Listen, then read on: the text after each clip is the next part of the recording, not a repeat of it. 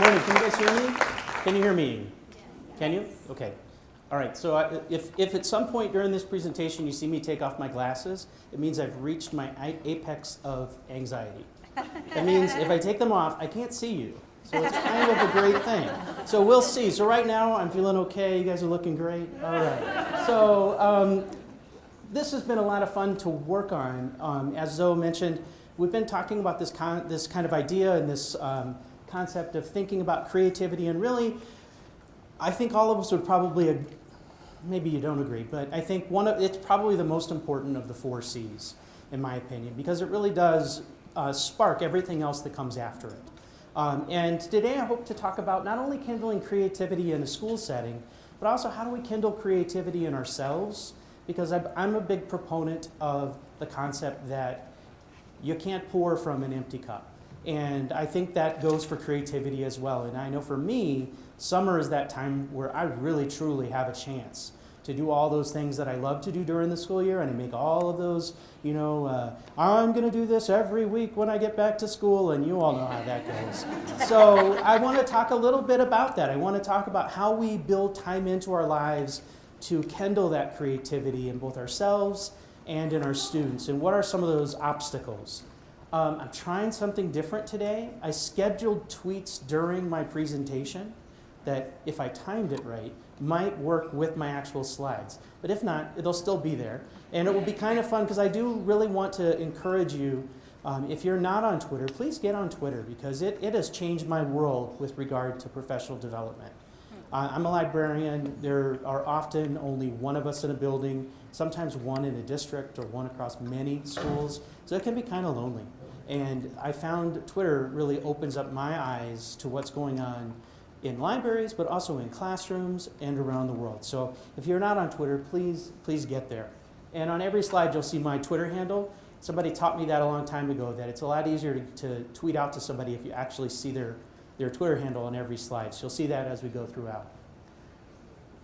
So my first point is I want to talk that creativity takes courage. And some of you may recognize that quote. Does anybody know who said that quote? I'll give you a hint. He was an artist. 3, 2, 1. This guy, Henri Matisse. And he said, this I think is also sort of along his lines. He says, it's bothered me my whole life that I don't paint like everybody else. And this is him toward the end of his life. And what's my excuse for not being creative, right? The guy's lying in bed with a stick and a piece of charcoal on the end, drawing on his walls because he couldn't stop creating. And if you've ever seen his work, it's very, he really revolutionized the concept of cut paper art. And so he really did turn the art world, begin that kind of improvisation around that, and it became part of the jazz movement in the early 1900s. So I'll tell you a little bit about myself. So first and foremost, I'm a dad. These are my 2 knuckleheads and my beautiful wife. I am from the Chicagoland area, but I actually live in Wisconsin. It's a long story that if you want to know more, I can tell you. But most importantly, I'm a librarian. But a lot of people don't know, they're like, okay, that's the part we know about you. But I doubt, a lot of people don't know these parts about me. I am a professional skydiver. On the weekends, I work with Elon, Elon Musk? I don't know if you know him.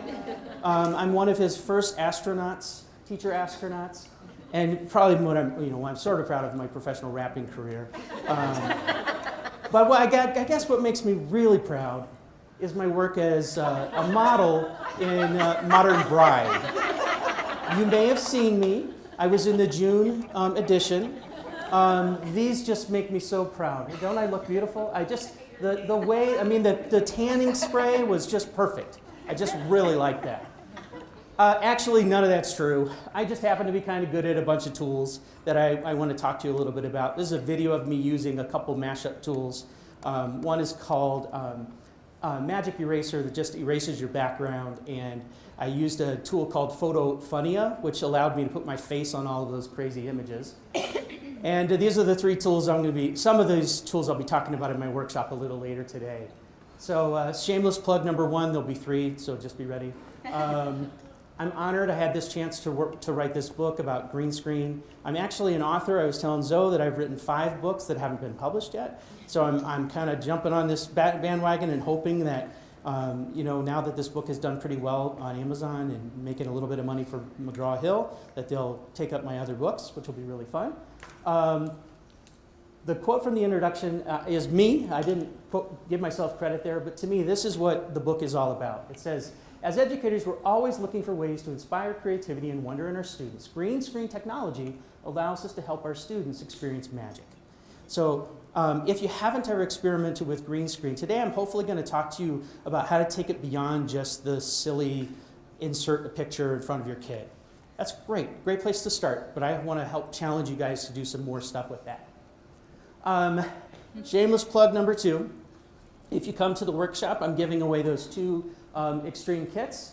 So you can see there, it's got the master clapper. You've got a green screen t-shirt, which is called a portable green screen. It's got a bunch of storyboarding stuff and a bunch of Wii video stuff. And these are some of my knuckleheads at school practicing invisibility and making objects move. And he was having a little too much fun in that morph suit, don't you think? Yeah, I know. So that's how you make things float without even being there, which is pretty fun. And just a little bit about where I'm from and where I'm coming from. I work just north of Chicago, about 22 miles north of Chicago, in a 102-year-old school that has progressive roots that go back to the University of Chicago and some guy you might have read about in educational school called John Dewey. Anybody heard that name? Do you remember falling asleep to reading his books on philosophy? He's really boring. But it was pretty cool at the time because he was working with 2 other gentlemen in the Chicagoland region, and one of them ended up becoming the superintendent of my school district. His name was Carlton Washburn. Another guy he worked with is Francis Parker, and Francis Parker, John Dewey, was part of that progressive education that really looked at the model and said, wait a minute, we're building factories for kids. We need to make experiences. One of really the only quotes of John Dewey that I think is accessible to a lot of us is that education is not preparation for life, it is life, right? So we're not preparing them for something. They're already living life. We need to just show them how to do it well. So these are pictures. This bottom right picture, which is hilarious because that is my old classroom from about 102 years ago. And so 102 years ago, kids in our school district were building stores with handmade goods that they produced based on a unit they were studying on Native Americans. And here is project-based learning, 1902 style, right? Wow. So we've been doing it a long time, and we call this, maker ed, progressive ed. It's all just coming right back around, right? What it really is giving kids the opportunity to make, do, learn, make meaning from what they're doing. So it's not really new. You all know that, right? So I'm going to ask you a few questions throughout this presentation, really 4 questions as we get going. And I am going to make you do a little shoulder partner talk, and I know I was here yesterday, I'm like, I hated that when the Apple person made me do that, but it did help me discuss, and I learned from my colleagues. So just take 30 seconds and talk to somebody on your on the side of you. I want you to define creativity. I'm going to say you have 10 words to do it. So what is creativity in 10 words? Go.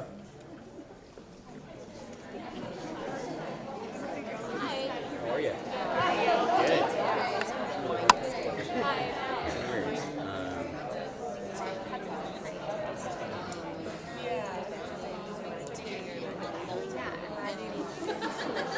All right, 30 seconds is up. Would someone share? I'm not afraid to call on you. Ability to...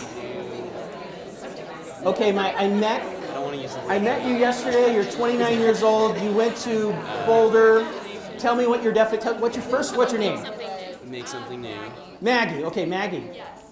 And she lives where I'm visiting tomorrow in Louisville, and my best friend moved from Louisville, Kentucky to Louisville, which blew all of our minds. We could not figure that out. The restaurant is La Rev, by the way. Say it again? La Rev. La Rev. Okay. Yeah. All right. That doesn't exist. Not there. It's not there. Bummer. Okay. I don't think we'll have a hard time finding food. We didn't really come up with a solid definition, but we use the words like innovating Good. and thinking outside the box. Excellent. And making. Okay, good. I didn't think anybody would truly produce a definition of 10 words in that short amount of time. What I did is I gave you a parameter that in some ways seemed impossible, but what it does is it encourages you to refine your thoughts. And that's something I want to encourage in our making. Sometimes we think, oh, we have to have all of these special tools in order to do something. No, you don't. You just need a box of cardboard and some tape and have kids do something that you give them the parameter, or don't give them tape and make them build it. And let them come up with the innovations. I think this is the best definition of creativity I've ever found, right? And I love this picture of Einstein sticking his tongue out. Isn't that just great? Like, you have one of the best minds of history sticking his tongue out at the camera. And he just says creativity is intelligence having fun. That's what it's about, right? That's what it's about. So we posed this question this week in a slow chat that we had going on. And I had some definitions that I pulled off of Twitter that I really liked. Is Brian here? Brian? Is Brian Rositz? Hey, Brian, awesome. I love that you sketched it out, which was really cool. The intrinsic drive to make stuff, which I loved. Good job, Brian. Trisha Fugelstad, if you don't know who she is, please follow her on Instagram, Twitter, Facebook, anywhere you can find her. She's probably the most creative human being I've ever met. She's an art teacher from the western suburbs of Chicago, and she inspires creativity in me every single day. And it's not just art education. She's constantly having you think about your world and how you approach it. And here's a great example, right? So she shows how her creativity is flexing and stretching to keep it simple. She does this all the time. She'll take a picture of the clouds and then go home and sketch what was there. How easy is that, right? How cool. Tiffany's here. Where's she at? She was over here before. Tiffany said that it's creativity is making something, an idea, a physical product that is new and unique. It's not asking a student to create a blank and a blank. The word about implies that students putting lower level thinking on a thing to present said lower level thinking. Now, I would challenge her to rewrite that in 10 words. But I like it. I have a hard time with that, Todd. That's okay. That's all right. Brevity is not a strength. So you were a big fan of the 280 max, right? When they bumped up Twitter to 280? Oh, for sure. Yeah. It's the best. So here's my definition of creativity. And it is, I think creativity is and it's not 10 words, so I need to go back and refine. I think creativity is the rearranging of ideas, materials, colors, shapes, people, problems, and novel combinations that make the world more beneficial or beautiful. So it's a combination, recombining things. Have you heard the phrase, I'm sure you have, there's nothing new under the sun? There is nothing new under the sun. It's just the new combinations that are there. Austin Kleon, has anyone heard of Austin Kleon? So all right, we got one fan up there. Austin Kleon is an artist, an author, and his big thing is, I think his first book was called Steal Like an Artist. And he talks about how artists borrow from this person and that person and recombine them. And that all art is basically a reassemblage of other ideas and thoughts and images. So I think this is the best definition I've been able to come up with for myself. So here's your next turn and talk. This is going to be interesting to see how you do this, because I've asked this question about 1,000 people, and it'll be interesting to see what your answers are. I want you to name 4, and the word historical is really important, historical figures who were creative. Got it? I'm going to give you 30 seconds, so it's going to be tough, but try to figure out, between the two of you, 4 people who were creative historically. Go.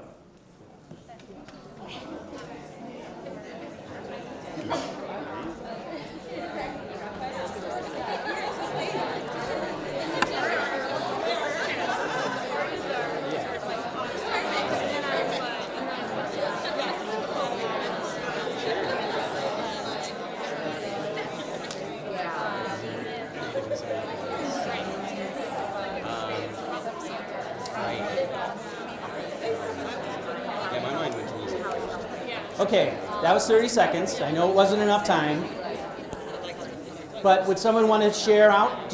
You can just yell it out. Yell somebody who was creative. Da Vinci. Galileo, Da Vinci. Who?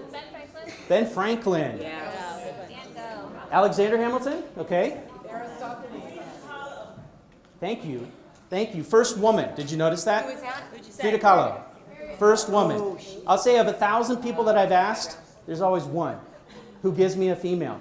And I think there's an important note about that. So I don't know about you, but these are the 4 guys I came up with when I think of this. Do you recognize these guys? Anybody? Okay, I don't know. No, they're not turtles. These are real historical people. I don't know what you're talking about, that they're turtles. They're just wearing masks. Okay, for those of you not in on the gig, you might not recognize Michelangelo, Donatello, Leonardo, and Raphael. I hope you get the little giggle there. That was pretty funny. But did you notice? All 4 men, historical men. And I think that's part of our narrative, right, as humans. Women have not had the opportunity, and we can get into all of the social components of that, and why did women end up not having the opportunity or the ability to make their art. But that isn't an excuse anymore, right? Females are more powerful than men any day, and I live with a couple that can testify to that. My son would agree as well. I would venture to say, what about these guys? George O'Keeffe, right? Powerful painter. Ada Lovelace. Anyone know who Ada Lovelace was? Yay, okay. She's given credit for creating the first algorithm. And I love how she did it, too. She did it while copying the notes of the guy she was working for. And as she was working through the notes, she figured out how to do the algorithm to make the work easier. Wonderful, right? And then Susan B. Anthony. Susan B. Anthony was an abolitionist before she was a woman suffragette. So she had a long history of being a very vocal and powerful woman. And I would venture to say that all 3 of these ladies are creative in different ways. Would you agree? Yes. Did you notice that the 4 guys I mentioned before were all artists? Right? So we as a culture, as a humankind, we consider creativity coming from artists. That's almost always where we see it coming from. And I would venture to say that even though George O'Keeffe was an amazing artist, she also had a lot to do with, I think, changing the discussion around female artists, period, and about women being powerful human beings in their own right. And of course, these 2 ladies just, in their own way, changed the world. I think that, as you probably have heard that quote by Picasso, that we're all basically born creative geniuses, right? Would you agree with that? Interesting. No one's giving me a yes or no. Yes. So you all have been beaten down, right? By the system, by the man who's told you you're not creative. But believe it or not, we are born creative geniuses. Yeah. So what happened? So what happened, right? Yeah. So this was a question that when Zoe told me about this topic that she wanted me to explore, I love just having the chance to dig in and dive deep, and giving me 6 months really basically to plan on this helped me really dig in. And I must have read 6 or 7 different books around the concept of creativity. And I came across this study by a man named Paul Land and his coworker, I think her name is Georgette Jarman. And in the early 60s, most of you were not alive then, I can tell that. But we had this thing called the space program. You guys know what that is? So we were trying to get man to the moon. And that was a big deal then. Like, you guys were probably like, what's the big deal? Like, no problem. But NASA challenged these 2 psychologists to come up with a test that they could help narrow down these thousands and thousands and thousands of, unfortunately, men who wanted to be part of NASA. They actually did include women in this survey, or in these tests, because whether you know the narrative or not, there was actually a whole female space program that just didn't evolve into the space until the launches, and then the world happened, and we stopped launching people to the moon. But this test was a really simple test that would help decide who was what they called a creative genius. And what they found was it helped them find... Okay, people, listen up. People upstairs handed us this one, and we gotta come through. We gotta find a way to make this fit into the hole for this, using nothing but that. Let's get it organized. Okay, let's build a filter. Better get some coffee going, too, someone. My favorite part of that whole scene is, I better get some coffee going, right? Anybody know what movie that was from? Apollo 13. Great movie. So they found that this test was so easy to kind of narrow down the geniuses that they could actually give the test to kids. And so they decided what they were going to do, just kind of like an experiment, was they were going to do this test on a group of kids. And so at age 5, they gave this test, and they found out that 98% of all of the children that they gave the test to scored in the creative genius level. I'm going to repeat that. 98% of all of the children they surveyed scored in the 98% level for creativity or creative genius. Let that sink in for a second. 98%.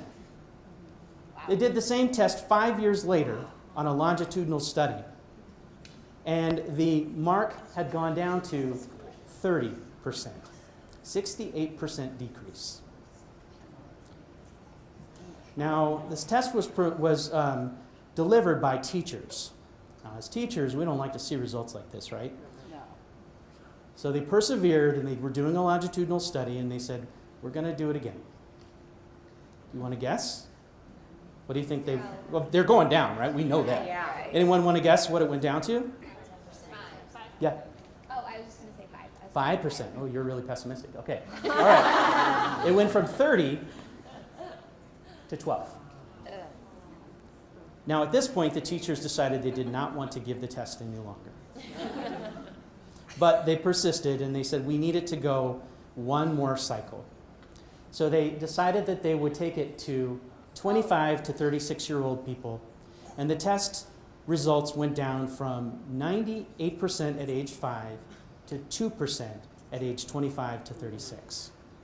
And these results were not just a small sample. They've now sampled this out to over 1 million people, and the result is the same.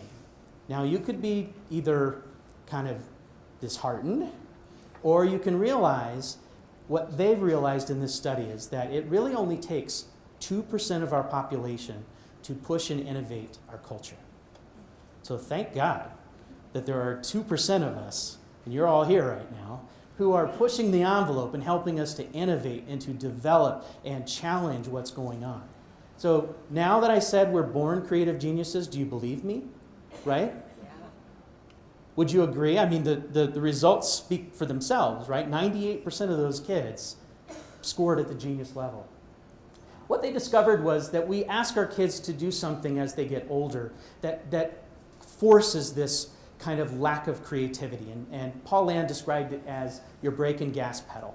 He said that we encourage divergent thinking, especially when kids are young. Like, let's think of all the crazy creative ideas you can do. And then as they start getting older, both peer pressure, societal pressure, and the fear of being wrong encourages them to stop. And so we're asking our kids every day to do the same thing or to do both things at the same time. We're saying, think creatively, but also we have, you have all these issues going on with your peers are going to shoot you down, or you're going to be wrong, or you're going to be graded, you're going to lose this, you lose that. So what are we doing, right? We can't, you know what happens if I have a young driver at home who, you can't drive with 2 feet, right? I mean, you can if you stick, but you can't drive with your foot on the brake and gas. And so we, as educators, we have to find those safe places to encourage kids to do more of the divergent thinking and less of the convergent. And that's where things like design thinking come in, and really what we call the scientific approach, or whatever it is now, the design model, engineering method, whatever it is. It's encouraging them to have more divergent thinking, and then to have convergent thinking, but at the right point of the cycle, right? So that was his big takeaway. Okay, so we've kind of talked about how creativity isn't, most of the people we think of that are creative are artists, but it isn't just for artists. Love this sculpture. Anyone know who made this? Picasso, right? And Picasso, what I love about him, my favorite story of him, he was walking down the street one day and a person kept nagging him about, will you please sketch my portrait? Will you please sketch my portrait? Finally, she was carrying a piece of paper. He grabbed the paper, sketched a portrait of her like in 13 seconds, gave it back to her, and he said, that'll be $1 million. Cool. And she said, it took you 13 seconds. He said, I've been drawing for 49 years to draw that picture.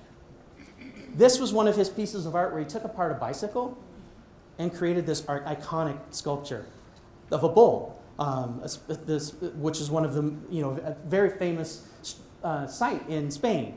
And so to me, it really represents the idea that there isn't anything new under the sun. It's really about the recombination of those things. Jess Cotton wrote an article called Why Creativity is Too Important to be Left to Artists. And I told Zoe this morning that I can't remember this quote. It's so good that I put it on the screen so I wouldn't forget it. So please forgive me for reading the screen. But it says, creativity isn't rare and highly dramatic activity. It's not a sideshow, incidental to the core concerns of our lives. It's something that ideally we're always involved in. It's a refusal to accept the world as it is in all its facets. It's a commitment to doing better with what we have. Now that's not 10 words, but isn't that beautiful? That's really at the core of human existence, is to make our lives better, make it easier, make it more beneficial. So that article, which you can, all of the images or articles I mentioned are linked at the bottom because I am a librarian. So if you click the source link in this presentation, it'll take you to all of the resources. So that means creativity can be choosing the right color for your bedroom. That means it can be taking a computer, this is in my library, when the roof collapses and ruins your new $3,300 iMac. And instead of pitching it or just throwing it in the recycler, taking it apart and having kids explore what is inside that computer. And so my kids and I took this computer apart. We researched each of the pieces and what they did, and we made a permanent display in our library. It might be how you organize your shelves. Anyone here OCD? Yep. In fact, I'm so OCD that we reorganize at CDO, because that's the right way. It might be how you organize your duct tape. It might be how you as a librarian are creative with your displays and you bring in your kids' dinosaurs when you're talking about Jane Yolen. Or it might be how you genreify your library, like has done so well here in this library. But one of the best ways I've seen creativity in a real-world setting is something that tags onto what the Apple person here yesterday was talking about 3D printers and meaningful making and all of that sort of thing. This is a fantastic resource for anyone who has a 3D printer in their building. And 3D printers are a fantastic tool, but I always tell people that are making makerspaces, wait until year 3 or after. Because they just are a time suck. They take forever to manage. They break down all the time. If you got a kid who can do it for you, that's great. But if you're the person in charge, wait for a few years until you're really ready. And this, from Brookwood School, is a page that has developed into what I consider extremely meaningful making. And it is real-world problems. Teachers, kids, people throughout the district post a problem. The kids take the problem, they're assigned a problem, they design a solution, and then they go and present the solution to the person that they made it for, and they also follow up with other iterations. What a great way to use 3D printing, right? So some of the things are, a teacher had, some of the things, missing game pieces, or the green one there is actually something that snaps on to like a walker to hold one of the devices for a kid in their school. So cool, right? And it's a great way to make the making very meaningful. Well, they took it to the next step. They're adjacent to a senior center. So they went over to the senior center and they did, much like the Apple executive was talking about yesterday, they were assigned a human person in that senior center. And they got to know them. They did some interview questions and they learned about some problems that they might be facing and some of the most pressing ones. And they found out what the needs were. And then they went back and sketched out designs that they thought might help solve the problem. They made prototypes on their 3D printer and then went back to the senior center and tested them out with the senior. And many of them failed miserably, which is great. That's part of the process. They went back. They brought their 3D printer to the senior center. And this, if you've ever done any 3D printing, you know it's not a fast process. But they did work through some of the iterations and then right then go and reapply them with the seniors. And what a great way to make their lives better and for the kids to see the whole design process in a real life context. They're not designing a tchotchke or a key ring. They're designing something to make make their lives better. That inspired me to start a club in my school called Project Enable the Future. And in this club, we use our 3D printer to build prosthetic hands for kids in the world. It can be anywhere in the United States or throughout the world who have a need for a prosthetic. Kids grow just like out of their pants, they grow out of their prosthetics very quickly. And they're very expensive to purchase a fully designed and perfectly anatomically correct prosthetic. So this program, Project Enable, designs the hand, and then you can customize it to meet the needs of your individual student. So you can see here, this little guy doesn't have any fingers, but a lot of our people that we make them for might have a thumb or they might have a pointer finger, and that means we have to go back in and redesign the hand to meet the needs of that individual student. And you can see then that once they've built the hand, the kid then has that design, and all we have to do over time is just scale it up as the kid gets bigger. So talk about iteration in a really meaningful way, right?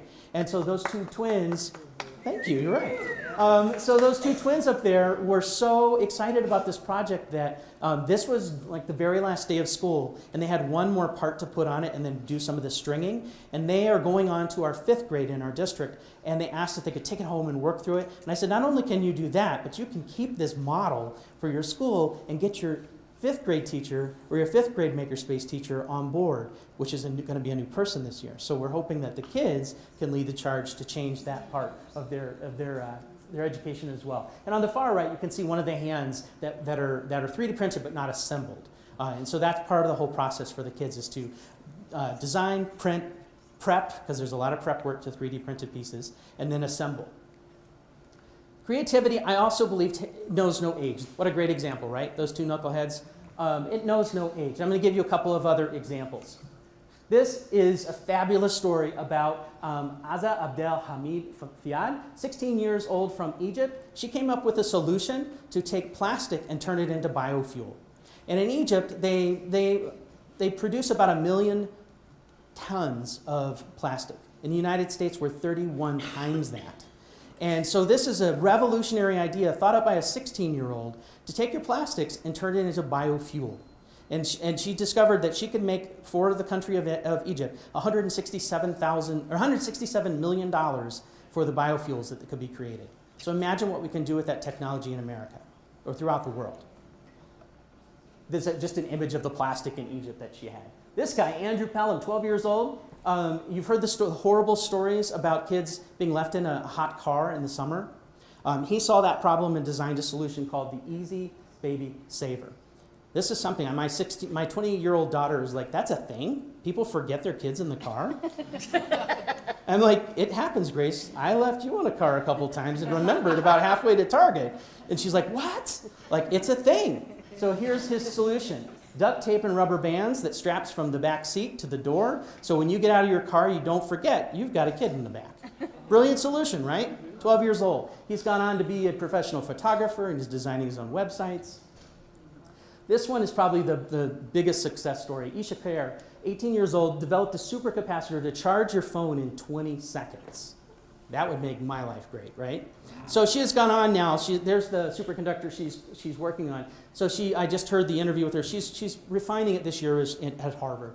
So no big deal, right? No big deal. She's going to make it great. So the last thing I think it's the last thing. Creativity also takes time. And this is the biggest hurdle for us as educators.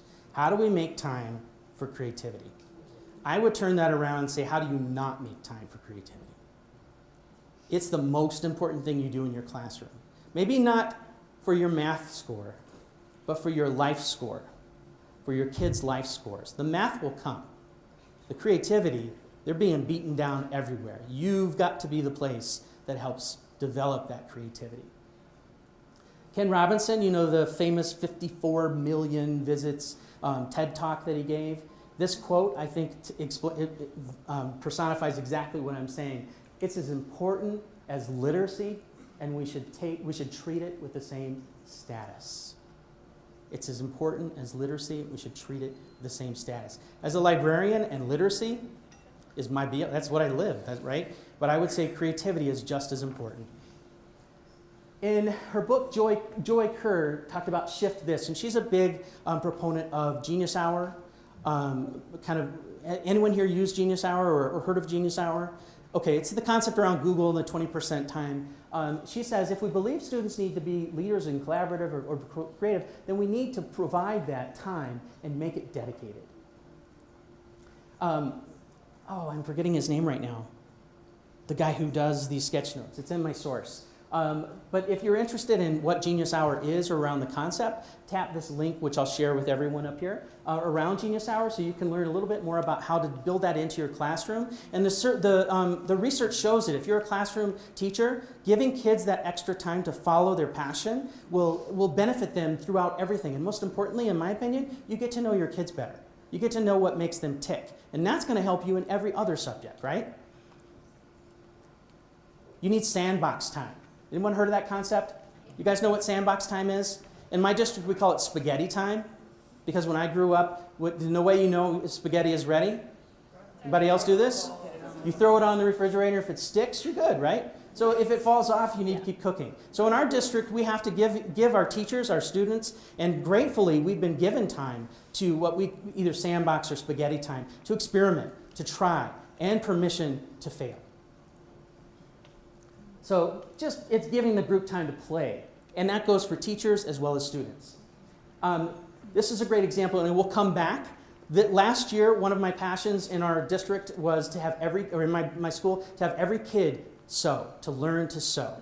And so at every grade, from kindergarten to 4th grade, every student produced at least 3 pieces that they had learned basic sewing skills. These are our 4th graders, and by the end of the year, they not only sewed, but it became part of a community fundraiser for a charity where they made aprons and sold them and gave the funds to a local charity. And that came about just because they had time to play. And one of the kids is like, hey, can we do this for that?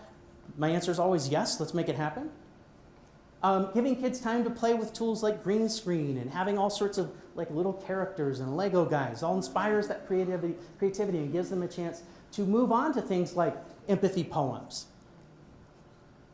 Teachers need time to play too.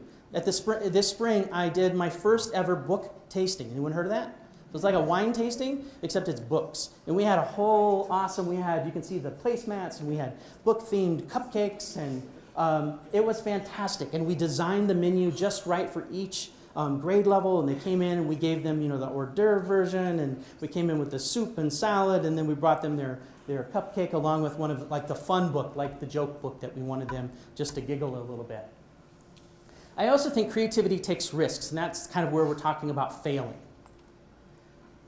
Anyone know who that is up in the corner? That's Orville Wright. Hopefully soon you'll be reading my book about Orville. I wrote a book called Orville's Final Flight, which is the story of the first man to fly his last flight, which occurred when he was in his late 60s.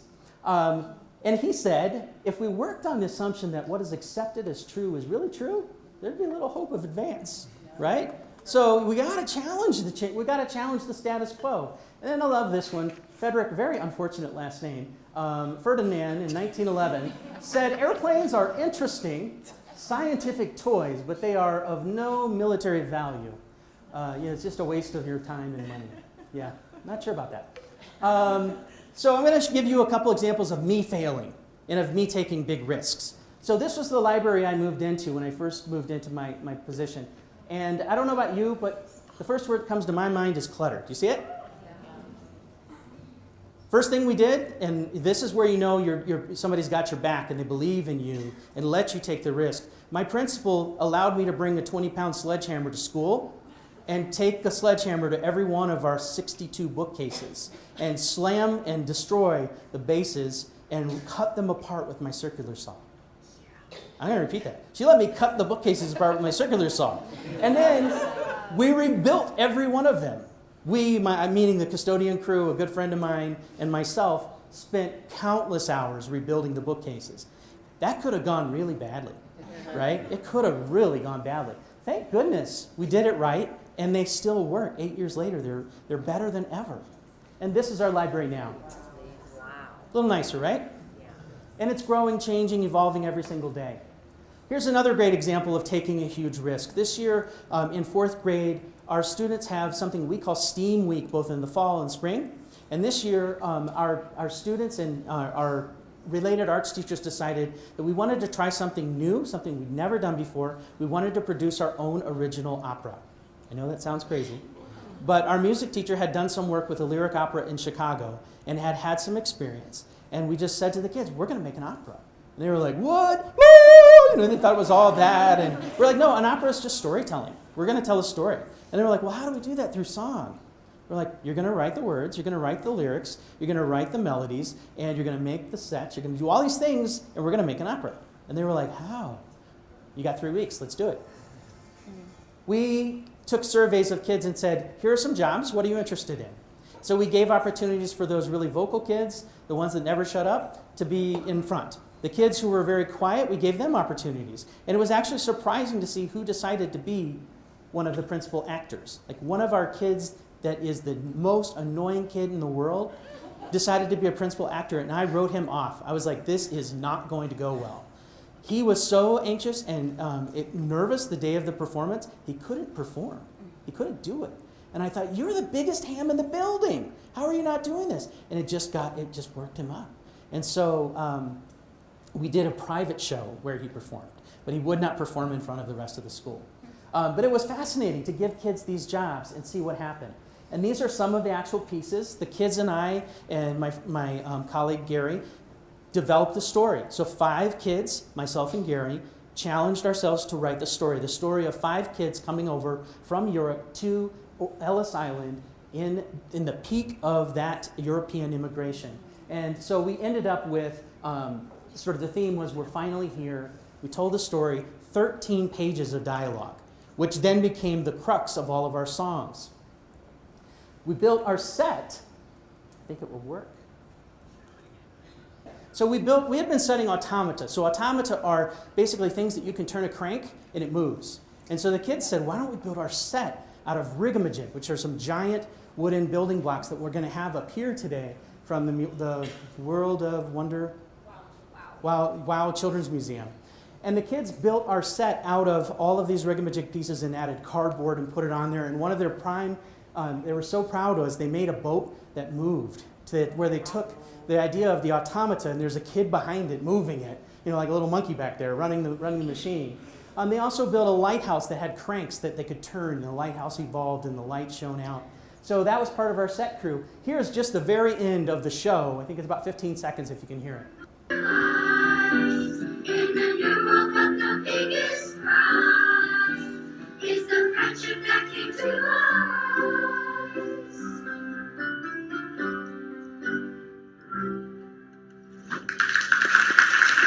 So that was the final melody that we created, and it ended up being a 45-minute opera that the kids had produced. That could have gone miserably, right? Could have been a complete bust. And there were parts of it that were a bust. There were parts of it that we thought they're not going to be ready. And kids, as they always do, rose to the occasion, right? Can you go to the next slide for me? Awesome. This is the most controversial slide in the whole thing, I'm sure. Okay? This is my final point. And I want to encourage you that I am a big believer in naps. And I told Zoe I was a big believer in naps yesterday, and I didn't get a nap. I was a little cranky. I don't know if she noticed it. I'm staying over at her place. And I was a little cranky last night because I didn't get my nap. Now, naps aren't just for old guys like me who need to nap every afternoon. They're important for all of us, right? Anybody here have little kids? Anyone else nap while they're napping? Yes! I know, it's the best. So I believe that this happens. Anyone here have an iPhone and get this message? Yeah, this happens to your brain too. You've been working, you're thinking, you're doing, you're acting, you're doing stuff. When you can't figure out what to do, it's time for a nap. And I believe that napping helps to clear out that clutter and make room on your iPhone, which is up in your storage up there. It gives you time to be ready to receive and retain new information. You've seen this image probably before where the left brain is analytical, the right brain is creative. And when you take these naps, it doesn't necessarily do this. It doesn't erase that stuff permanently, but what it does do is make connections. I've heard neurologists describe napping as being a time when you make connections. So anybody here have a messy desktop? There's a great tool called Hidden Me that you can hit a button and it disappears. It's one of the greatest things in my life. I hit it every once in a while just to clear my desktop, and it all goes away, and I feel all just zen-like. But this is what happens in your brain. It doesn't necessarily erase it all, but it makes the connections. Your brain says, oh, this folder here was from that discussion you had with Zoe. I'm going to put that here. And then you had this discussion with your daughter yesterday. I'm going to put that over here. So your brain sorts and organizes your information for you when you do that. So I believe creativity takes naps or runs. Does anyone here run? I'm too lazy to run. So I take naps. It gives me that chance to recover and get everything ready. And also, I'm just almost 50 years old, so it's okay. But runs, I know for some people, is the way to get that same concept of being able to get outside of yourself and step out of my mind and watch the thoughts, right? And that same thing happens. I don't know if any of you are lucky enough to have this, but I often will think about things that I'm having a big problem solving before I go to sleep. And I wake up, and honestly, I find solutions. And I didn't do anything, my brain did. And so it's making those connections, it's sorting out, it's clearing the clutter, it's hitting the hidden me button on my desktop. So my question and my challenge to you this year, as you guys are getting ready to start, is how will you kindle creativity? How will you kindle creativity in yourself, in your students, in your school, in your district? And remember, creativity takes, this is the participatory part, creativity takes courage. Creativity isn't just, okay, let's try that again. Okay, we're going to go back. How will you kindle creativity? Creativity takes courage. Creativity isn't just for artists. Good. Creativity knows no age. Creativity takes naps. Aha, I'm not putting runs. Or runs. How will you kindle creativity this year? Thank you very much.